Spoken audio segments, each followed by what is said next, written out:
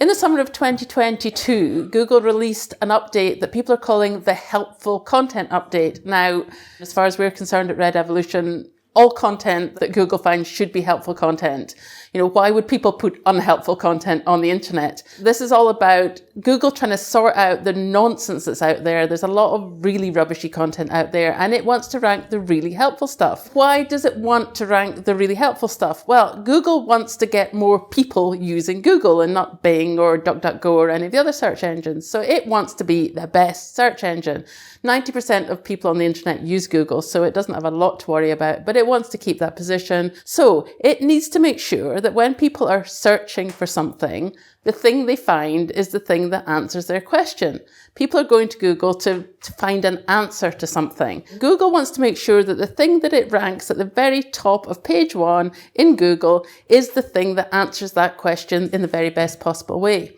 So Google has to figure out what the most helpful content is. So it seems to have kind of worked out or changed its algorithm so that it's sort of being able to define helpful content maybe better than it used to do.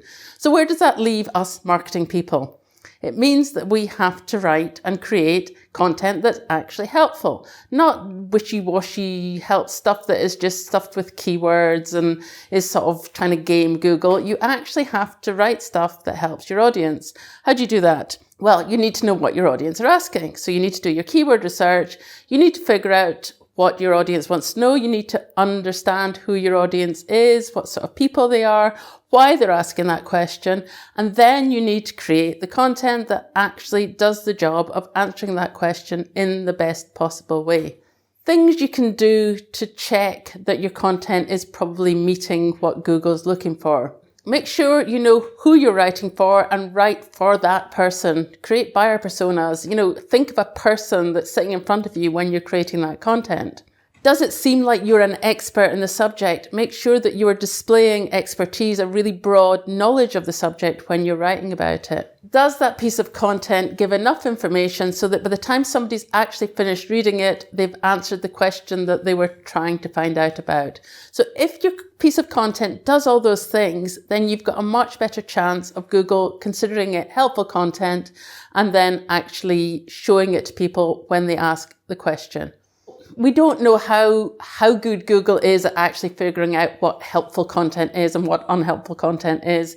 But think about it this way. If somebody's coming on your website to find the answer to a question, you want the content to be good. You don't want somebody to be disappointed by the time they finished reading it. So even if Google isn't quite there yet in determining, quality of content, in terms of your brand and in terms of converting these blog readers or content readers into customers, make it as good as you can possibly make it, because you want somebody to read that and go, these are the guys, they know what they're talking about.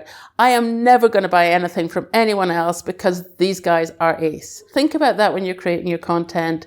Yeah, think about Google, but write for humans, write for the humans that you want to become your customers and try and wow them every single time.